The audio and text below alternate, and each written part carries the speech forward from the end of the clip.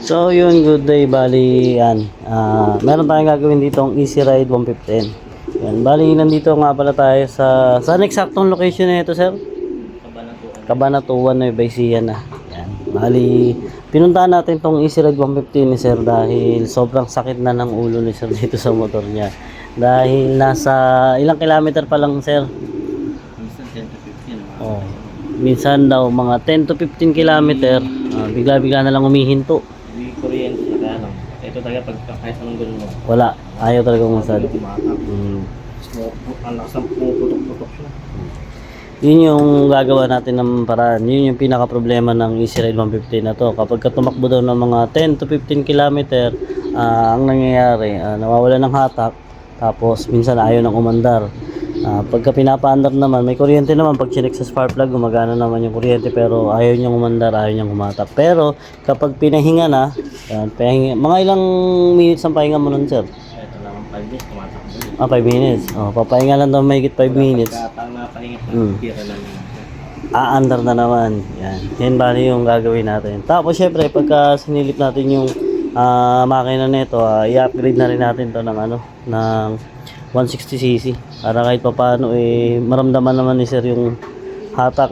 Mahirap naman kung i-replace lang natin, kung gagawin lang natin yung problema.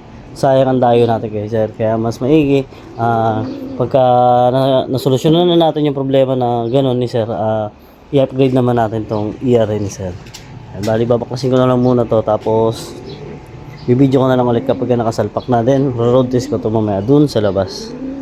So yun, nabuksan na natin tong motor ni sir. Nasilip na rin natin kung ano yung mga dapat natin silipin, kung bakit nagkakaganon, kung bakit sabi nga ni sir tatakbo lang ng mga 10 to 15 km bigla-biglang umihinto. Bukas natin ng block, yan nakikita natin yung piston, yan durog siya. Tama nga yung hula natin kay sir dahil ito pa lang sa reading ng kanyang spark plug. Nabasa na kasi, pero kanina ayan, puting-puti yan. Kung makikita nyo, puting-puti yan. Yung nag-overheat talaga siya. Mga possible yan kung bakit nagkakaganyan. Mahinang bomba ng langis, pero malabo yun. Medyo madalang yung mga ganong cases na nangyayari. Ang pinaka talaga niyan is yung tono ng carburetor. Kapag ang tono natin ay napasobra tayo sa lean. Tapos isa pa sa mga nakita kong problema na ito, kanyang fuel filter, yan, galing dito sa kanyang fuel pump pababa papuntang tangke. May filter yan na maliit. Yan. Yung filter niya, pag tinanggal mo yung hose, tapos pinatak mo ng ganon yung gasolina, parang ambon lang na yung wisik lang yung patak niya ng gasolina. Hindi siya ganon kalakas. Kaya ang gagawin natin, palitan natin ng filter yon. Tapos dito naman sa block, papalitan natin to ng block. Ang gagawin natin na block dito 160cc. Yan, gagawin natin to 59. Tapos sa kanyang CDI naman, ayan, sa kanyang CDI, papalitan na rin natin yun ng battery operated ng CDI, yung ganito. Yan, DC operated. Yan, pasensya na sa kamay, madumi. Yan, DC operated. Yan. Ito, plug and play lang to dun sa stock na socket ng ERN. Yan, plug and play lang to. Kasi 6-pin din naman yung socket niya, pero battery operated. Yan.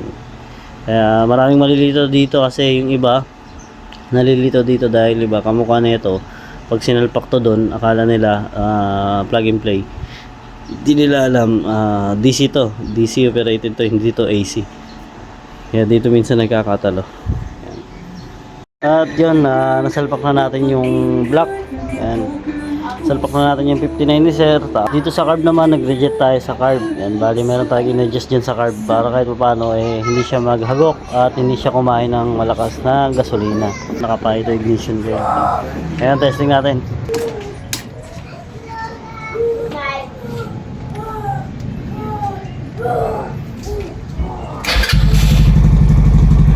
One take.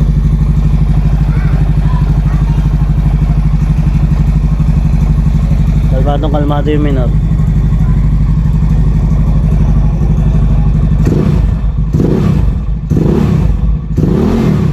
No.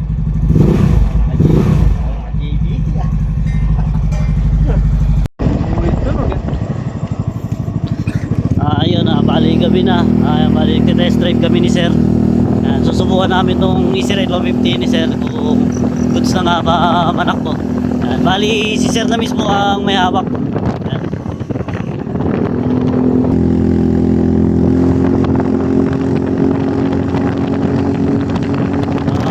Smooth.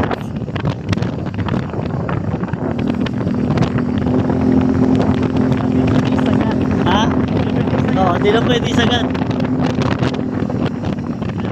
Test drive lang muna namin para sure kasi medyo malayo-layo. Bali dito nga pala to sa may ano, Kabanatuan.